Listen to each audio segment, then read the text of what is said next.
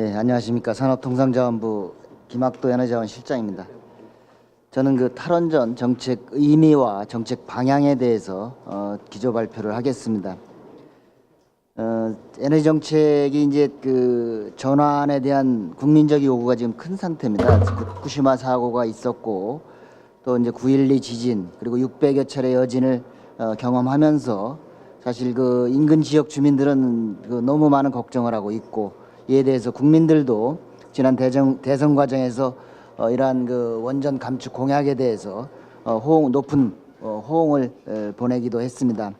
그리고 또한 그 방패물 관리 비용이라든지 사회적 갈등 비용이 원전 단가에는 그 제대로 반영되지 않았다는 지적이 있고 또 방패장 건설이라든지 송전선로 건설 과정에서 많은 그러한 사회적인 갈등이 나타나고 있는 게 현실입니다. 또한 그 세계적으로 봐도 탈원전 흐름이 강화되고 있습니다. 후쿠시마 사고, 체르노빌 사고 같은 사고를 겪으면서 안전성에 대한 우려가 높아졌고 독일, 프랑스, 스위스 등 선진국을 중심으로 해서 탈원전 국가가 많아지고 있습니다. 물론 국가별로 국가 상황에 따라서 추세가 탈원전이냐 아니냐 하는 그러한 그 얘기도 논란도 있습니다만은 이 원자력 발전 요 도표에 표에 나와 있는 그래프에 나와 있는 발전량을 보면은 분명하게 알 수 있습니다. 1996년 17%를 정점으로 해서 원자력 발전 비중이 2014년에는 10.6%로 대폭 낮아지고 있고 또 세계 원전산업 현황 보고서 매년 보고서가 나오는데 그 보고서를 보면은 원전이 급격히 줄어들고 있고 태양광이나 풍력 같은 친환경 에너지는 급격히 성장하고 있는 게 명확한 현실입니다. 자, 정부의 원전에 대한 그 기본 정책 방향입니다. 앞에서 보신 그 국내적인 요구와 세계적인 추세를 감안하여 에너지 정책의 무게중심은 이제 경제성과 수급 안정에서 친환경과 국민 안전의 최우선으로 이동하고자 합니다. 원전을 단계적으로 축소하고 정책의 중심은 경제성에서 안전성으로 전환하고 또 원전 건설 위주에서 이제는 원전 해체와 폐기물 관리 정책에 초점을 맞춰야 한다고 생각합니다. 이를 위해서 금년 말 수립 예정인 8차 전력수급 기본계획과 연계해서 전문가, 시민단체 등 충분한 의견 수렴을 거쳐서 탈원전 로드맵을 수립할 계획입니다. 주요 내용을 보면은 신규 원전 6기에 대한 그러니까 이 부분은 이제 7차 때까지 확정된 내용을 다시 8차에서 다시 수정 또는 반영할 그런 내용입니다. 그 주요 내용을 보면은 신규 원전 6기에 대한 신한울 3사, 그다음에 천지 등 6개에 대한 건설을 백지화하고 노후 원전 11기에 대한 수명을 금지하겠습니다. 그러니까 설계 수명으로 끝낼 것이고 또 월성 1호기의 경우에는 전력 수급 상황을 고려하여 조기에 폐쇄하고 신고리 5, 6호기 건설 중단 여부는 현재 진행 중인 공론화 결과에 따라서 향후 방향이 결정될 예정입니다. 일부에서는 이러한 정부의 탈원전 정책을 많이 염려하고 계신 것으로 알고 있습니다. 정부의 탈원전 정책이 급격하게 중단되는 게 아니라 60년 이상 서서히 감축하는 것입니다. 현 정부 임기 내에서는 오히려 원전이 신고리 4호기, 신한울 1, 2호기 등 3호기가 추가로 늘어서 4.2기가 정도의 공급이 추가되고 또한 이러한 탈원전의 영향을 우리 사회가 감내할 수 있는 충분한 시간이 있다고 보고 또 필요한 보완 대책도 충분히 마련해 나갈 계획입니다. 신고리 5, 6호기의 당초 공약은 공사 중단이었습니다. 그렇지만 공사가 상당히 진행되었던 점을 감안하여 공론화를 하기로 결정을 한 것입니다. 또한 공론화를 공정하게 진행하기 위해서 공사를 3개월 동안 일시적으로 중단한 것입니다. 정부는 앞에서 말씀드린 것처럼 공론화 결과를 결코 예단하고 있지 않고 결과가 나오면 필요한 행정적, 재정적인 조치에 만전을 기할 것입니다. 탈원전에 대한 변화는 이후에 다시 설명을 드리도록 하겠습니다.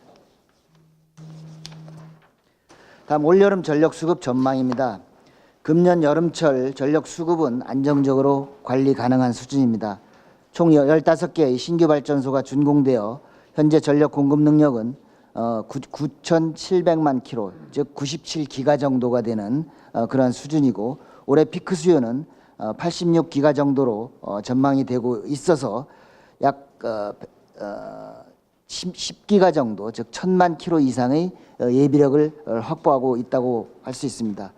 최근 일부 언론에 그러한 수요 관리 시장에 대해서 이것이 마치 탈원전을 몰기 위한 조치라는 그러한 의도적인 그러한 오해를 일으키는 그러한 보도가 있습니다만은, 이 뒤에도 설명을 드리겠습니다만은, 이 수요 관리 시장이 지금 현재 4.3기가, 즉 원전 4기에 해당되는 부분을 피크 시에 관리를 통해서 발전소를 짓지 않아도 충분히 국민의 에너지 절약을 통해서 수급을 안정적으로 유지하는 그러한 선진국에서도 같이 쓰는 그러한 제도라는 점을 미리 말씀을 드립니다.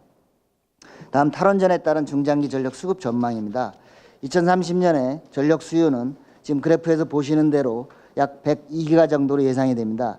그 이유는 수요가 대폭 감소, 10기가 정도의 감소가 됐는데, 그 이유는 2년 전 7차 전력 수급에서의 예상했던 GDP 성장률이 3.4, 당시에는 3.4%였는데 연평균 2.5%로 낮아질 것으로 전망하고 있습니다. 물론 여기서 연평균 2.5%라는 것은 2030년까지의 평균 개념이기 때문에 금년 이번 정부 임기가 되는 2022년까지는 3.6%, 3.5%, 3.0%에서 약 3.3% 정도의 그러한 성장률 수준을 유지한다는 점을 말씀을 드립니다.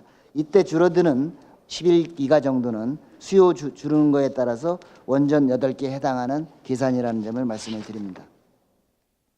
다음, 전력 수요 대비 적정 설비 용량은 그럼 얼마냐? 이렇게 보면은 이제 여기서 이제 예비율이라는 개념이 들어갑니다. 현재 이러한 예비율을 감안해서 수요가 100일 경우에 예비율이 20%라고 하면은 120에 그러한 설비를 준비를 해놔야 된다라는 그런 개념이고요. 그런 차원에서 보면은 현재의 지금 용량에서 보면은 2022년까지 5기가가 초과되고, 또 2025년에 필요한 설비는 2.5기가, 원전 한 2기 정도 되고요. 2030년에는 10기가가 되는데 아직 향후 한 13, 14년 정도의 시간이 있기 때문에 남은 기간 동안에 신재생의 확대 그리고 LNG 발전을 통해서 보완이 가능하다고 할 수 있겠습니다. 다음, 전기요금에 대한 전망입니다. 기존에 발표됐던 전기요금에 대한 인상 분석과 이런 것들을 살펴보면은 사실은 각 분석마다 그 가정이 좀 다릅니다. 그러다 보니까 전기요금 전망에 대해서 이렇게 상당히 그 차이가 많이 있습니다. 왜 그러냐면은 그 수요, 아까 좀 전에 말씀드린 수요 부분과 공급 부분을 7차 전력 수급 계획에 근거하였고, 또한 그 신재생 발전 단가가 향후에 점차적으로 축소되는, 즉 선진국에서는 지금 한 50% 정도가 2030년까지 단가가 줄어들 것으로 예상합니다만은, 그러한 부분들에 대해서 그것이 줄지 않는다라든지 이러한 그 전제, 그리고 탈원전 효과 이외에 유가 변동이라든지 물가 상승률까지 감안한 이러한 분석을 했기 때문에 이렇게 그 분석마다 큰 차이가 있다는 점을 말씀을 드립니다. 그렇지만 우선 뭐 그 이후에 2022년 이후에 대한 분석에 대해서는 좀 뒤에 보시고, 2022년까지는 신규 원전 석탄이 15기가 20년까지 들어오기 때문에 다음 페이지. 네.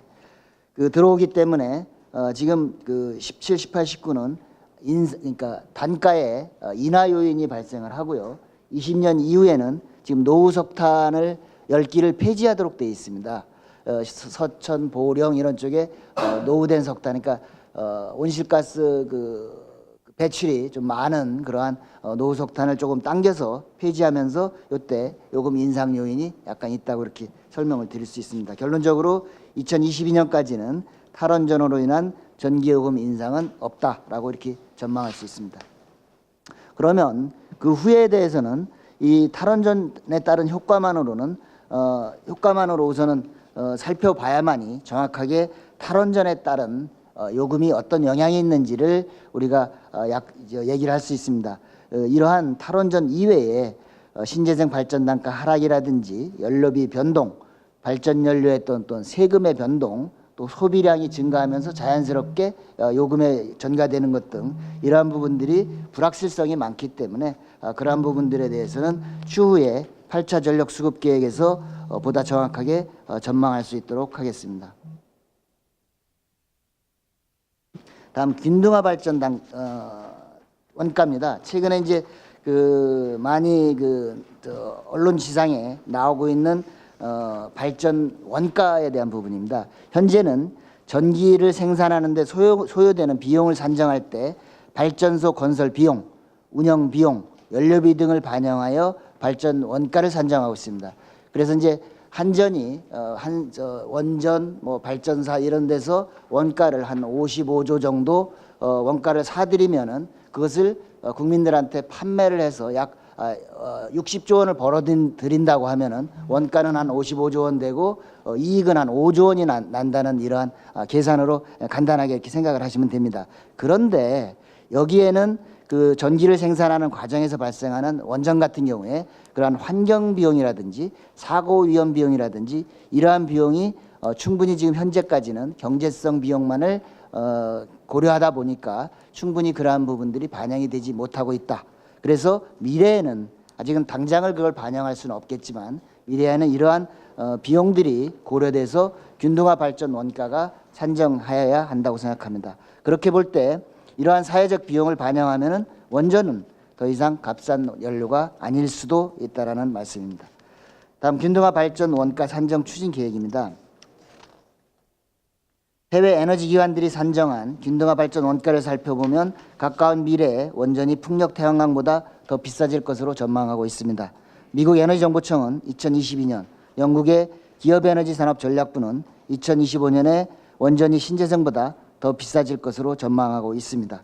우리의 단가를 한번 보면 여기서 보시는 것처럼 원전이 68원, 풍력 태양광이 180원이라서 마치 원전이 무척 싼 것으로 되어 있습니다만은 왼쪽에 보신 그 동그라미 그래프를 보면은 원그래프를 보면은 사회적 비용이 전체 비용의 9%가 반영이 됐기 때문에 상대적으로 원전은 싸게 저렴하게 이렇게 반영이 돼서 추후에 우리 여건을 고려한 균등화 발전 원가를 산정하여 공개하도록 하겠습니다. 다음 이러한 에너지가 새로운 미래의 일자리 창출과 먹거리로서 해야 될 역할을 담은 신에너지 산업 육성 방안입니다. 탈원전 정책은 새로운 신에너지 산업 육성과 일자리 창출 기회로 활용하겠습니다. 신재생 에너지의 경우에는 입진한 해소, 주민 수용성 제고, 그리고 신재생 공급 비중을 높이고 또 고리 1호기 해체를 기회로 활용하여 글로벌 시장 진출도 적극 추진하겠습니다. 현재 원전 해체는 국내에서 2030년 이후에 13기가 예상되고 또 국내 시장 규모는 16조 원에 달하지만은 해외에서는 현재 약 440조 원에 달하는 성장 가능성이 큰 산업이 바로 해체 산업이라고 할 수 있습니다. 다음 신에너지 산업을 통한 고용 창출입니다. 여기서 신에너지라면 앞에서 말씀드린 신재생, 또 스마트 그리드, IoT 등을 기반으로 인공지능, 모바일, 사물 인터넷 등을 기반으로 한 이러한 산업들을 얘기할 수 있고요. 여기서 이러한 분야에서 고용 유발 계수를 통해서 추정을 해본 결과 약 2022년까지 11.5만 명의 고용 창출이 기대되고 있습니다. 추가 쟁점 사항을 오늘 토론회 기회에 간단히 한번 짚어보고자 합니다. 첫 번째, 문재인 정부 이후에 전기요금이 폭등하지 않겠느냐, 즉 원전을 신재생 발전과 LNG 발전으로 대체하면은 전기요금이 오르지 않느냐라는 그러한 지적이 있습니다. 보시는 것처럼 전기요금의 하락 요인과 전기요금의 인상 요인이 어떻게 균형을 잡을지에 대해서 그 부분에 대해서는 사실 명백한 해답을 드릴 수는 없습니다만은 현재의 신재생 발전 단가의 하락 추세, 즉 약 50% 정도, 30%에서 소극적으로 잡아도 30%에서 50%, 아까 말씀드린 수요자원 관리, 그다음에 첨단 ICT 기술을 통한 효율 향상 등에 의한 인하 요인이 작용하여 신재생과 LNG로 대체하는 부분들을 충분히 상쇄할 수 있기 때문에 요금 인상에 대한 부분은 그렇게 우려할 만한 수준이 아니라고 생각을 합니다. 두 번째, 최근 2, 3일 동안에 그 전력이 정부가 일부 기업에 급전 지시를 내린 부분에 대해서 왜 전력이 남는다면서 급전 지시를 하느냐 이렇게 얘기를 하면서 마치 탈원전 논리를 깨맞추기 아니냐라는 그러한 지적이 있습니다.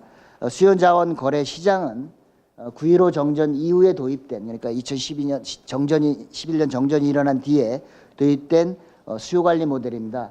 지금 현재 4.3 기가를 수요자원 관리 시장으로 하는데요. 즉 이것은 원전 4기에 해당되는 그러한 물량입니다. 이러한 부분들을 기업들이 자발적으로 그것을 감축하는 그 기업의 편의에 따라서 2회에 걸쳐서 하루에 4시간씩 자발적으로 약정을 체결함. 어떤 기업은 뭐 한 100kg, 어떤 기업은 자기 그 가능한 대로 해서 자발적으로 약정을 체결해서 맞추고 그거에 따라서 보상을 해주게 됩니다. 그래서 기본적으로 약정을 체결할 때 들어가는 기본 보상이 있고 또 추가적으로 그 감축을 했을 때 들어가는 보상이 있습니다. 그래서 이러한 거래 시장은 피크치가 전년도보다 갱신할 우려가 있을 경우에는 그러한 그 안정적인 부하 관리를 위해서 전력 수요 관리를 운영을 하게 됩니다. 따라서 이러한 부분은 그 정부가 전력 수요 예측치나 예비를 맞추기 위해서 결코 인위적으로 사용하는 것이 아니고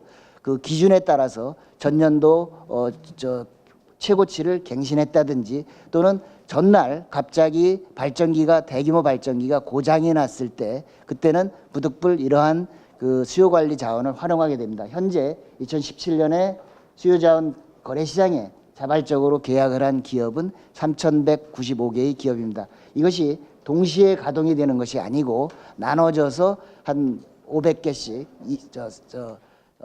700개씩 이렇게 그때그때 그 가능한 그 기업들을 대상으로 해서 전기를 감축한다는 점을 말씀을 드리게 됩니다.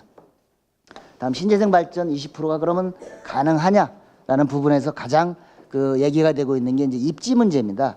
사실은 그 넓은 그러한 부지가 필요하다라고 생각하는데 환경연구원에서 추정한 그러한 입지 잠재량은 약 대한민국의 입지를 신재생을 건설했을 때는 170기가 정도, 우리 지금 원전이 23기가 정도고 우리가 향후 20%까지 신재생을 보급하기 위해서는 약 한 40기가 35기가 정도가 태양광 발전으로 필요한데 그것의 5배 정도 되는 그러한 입지가 충분히 있다라는 게 현재의 그 연구기관의 분석이고요. 또 점차 기술 발전이 일어나면서 태양광 발전 기술이 효율성이 높아지면서 이러한 효율성이 70% 이상 향상된다고 한다면은 그 입지도 그렇게 많은 입지가 필요하지 않다라는 점을 말씀을 드리겠습니다. 다음 또 실질적으로 전기차 확대 또 지능형 스마트 사물 인터넷 보급 또 빅데이터 센터 같은 것들은 전기를 많이 먹지 않느냐 이렇게 해서 그러한 부분은 어떻게 고민하고 있느냐라는 그러한 지적에 대해서는 사실 수요 감축 요인과 수요 증가 요인에 대해서 충분히 다 반영을 해서 모델을 돌려서 그러한 부분에 대한 증가 추세까지 다 감안해서 이번 8차 전력 수급 계획에 충분히 반영토록 하겠습니다. 이에 따라서 향후 추진 계획은 지난 7월 초에 수요 부분을 워킹 그룹에서 전문가들이 지금 이제 작업 중에 있는데 아직까지 이제 뭐 정부 사이드에서 이 부분을 지금 보고 있지는 않고요. 전문가 그룹들이 수요 전망을 공개하였고 지금 현재 8월 중에 이제 공급 사이드를 공개할 수 있다라고 지금 하고 있습니다. 그래서 열심히 지금 작업을 하고 계시고요. 그래서 요 수요 사이드와 공급 사이드를 합쳐서 적절한 예비율과 적절한 설비를 만들면은 결국 수급 계획에 대한 초안이 나오게 됩니다. 그러한 초안을 한 10월 초쯤이면 나오게 되고 그렇게 되면 이제 공식적으로 그러한 초안을 토대로 해서 국회 전문가 그러한 일반 그러한 의견 수렴을 거쳐서 연내에는 수급 계획을 최종 확정하고 특히 신재생 20% 2030년 20% 달성에 대한 이행 계획은 9월까지 수립해서 발표토록 하겠습니다. 이상 발표를 마치겠습니다.